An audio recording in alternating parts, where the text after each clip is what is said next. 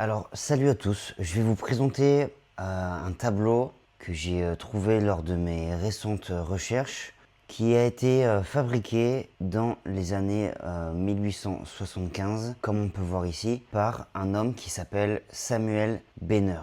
Donc c'était un fermier, un entrepreneur de l'époque, qui a conçu ce tableau qui a plus de 150 ans et qui a prédit les principales crises de ce dernier siècle. Donc on va voir précisément qu'est-ce qui s'est passé rapidement, on va survoler les dernières années et finalement on va pouvoir tenter d'exprimer ce qu'il a prévu pour les prochaines années et essayer de s'en servir pour tenter de prendre les bonnes décisions. Alors évidemment c'est un outil de prédiction qui a pour principale démarche de penser que les marchés financiers sont faits de cycles de 11 à 12 ans.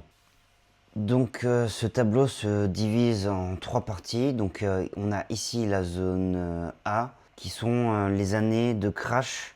Donc on est en fait dans les années les années de crash, les années juste avant, le moment juste avant qu'on ait des grosses crises quoi. C'est le moment de se protéger et de vendre ou bien d'anticiper pour acheter plus tard quand effectivement la crise et les prix bas sont arrivés. Donc là on a la zone B. La zone B c'est des bonnes années, c'est des années où les prix sont hauts, où on est au moment où il faut se débarrasser de ses actions, de ses cryptos, de ses investissements et tout simplement de vendre et de récupérer du cash. Et on a la zone C qui est du coup les années où il faut accumuler.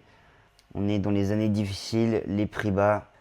Donc c'est vraiment ces années-là où il faut faire pas des all-in, mais en tout cas c'est le moment de pourquoi pas de faire du DCA et en tout cas d'être plutôt dans une démarche d'achat et d'accumulation. Vous allez voir que ce tableau a timé beaucoup de crises, beaucoup de tops, beaucoup de choses, mais c'est évidemment aussi simulé par la réalité de la chose. Donc parfois les années sont pas exactes, mais comme on peut voir ici, donc c'est les années de la Grande Dépression, l'une des plus grosses crises économiques du dernier siècle. On a vu pas loin de 9000 banques. Donc ça a commencé plutôt en 1929 jusqu'en 39.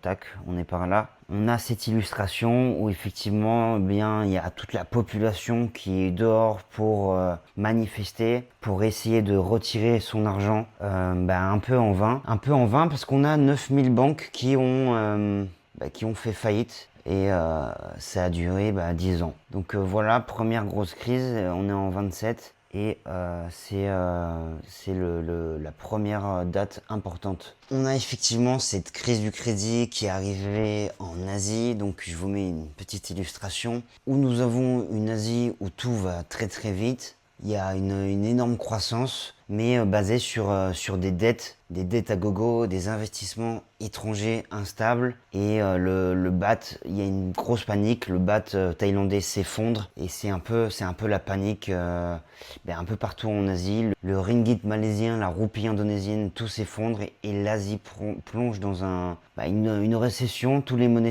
s'écroulent qui engendre une panique un peu mondiale. Et c'est là où le Fonds monétaire international qui a été créé, le Fonds monétaire international rapidement pour résumer, c'est quoi? C'est comme une méga banque mondiale qui a été créée en 1945 pour prêter de l'argent aux États en crise. Et à ce moment-là, il débloque 110 milliards pour l'Asie, pour stopper un peu l'hémorragie et éviter que ça devienne plus grave. Donc ça c'est encore timé. Tac, 99, 99, 99. On rentre en crise en 2005. 2005. Enfin en 2005 c'est les points bas, le bon moment d'acheter. Et juste après, effectivement, on a l'une des plus grosses dernières crises la crise de subprime. Vous avez forcément déjà vu cette image qui est un peu iconique, où en fait l'entreprise retire sa devanture et puis ferme les portes. C'est l'une des plus grosses crises où oui, les États-Unis ont prêté à gogo de l'argent. Et il y a une bulle pour simplifier, une bulle immobilière qui éclate. Et c'est à ce moment-là que les banques commencent à sortir la planche à billets, ce qui n'était pas trop le cas avant. C'est effectivement en 2008 où ils commencent à pratiquer ce qu'on appelle le quantitative easing, qui en fait c'est juste créer de l'argent numérique. Enfin, clairement, ils font juste apparaître sur leur ordinateur, ils rajoutent des zéros et l'argent est créé. Ce qui n'était pas forcément fait avant. Et c'est un mécanisme qui sera utilisé du coup effectivement pendant le Covid aussi, où on a imprimé des centaines de milliards de dollars et d'euros. Et effectivement, 2008, c'est aussi la création du Bitcoin pour faire face à cette industrie qui un peu nous vole notre pouvoir d'achat. Donc on a la création de Bitcoin. Là, on a encore une fois très bien timé, vraiment c'est timé sur le bout des doigts, la crise du Covid 2019. Cette pandémie déclenche une des pires récessions. Je ne sais pas si elle n'est pas pire que celle de la Grande Dépression. Elle a duré quand même moins longtemps et c'est quand même une autre époque, mais ça a été quand même un gros choc. Avec le confinement, les gouvernements qui nous imposent de faire des attestations, de rester chez nous. On a eu toutes les usines de production qui ont été à l'arrêt. Il y a énormément d'industries qui ont été à l'arrêt, que ce soit le textile, l'aviation. Enfin, il y a énormément de domaines qui étaient à l'arrêt.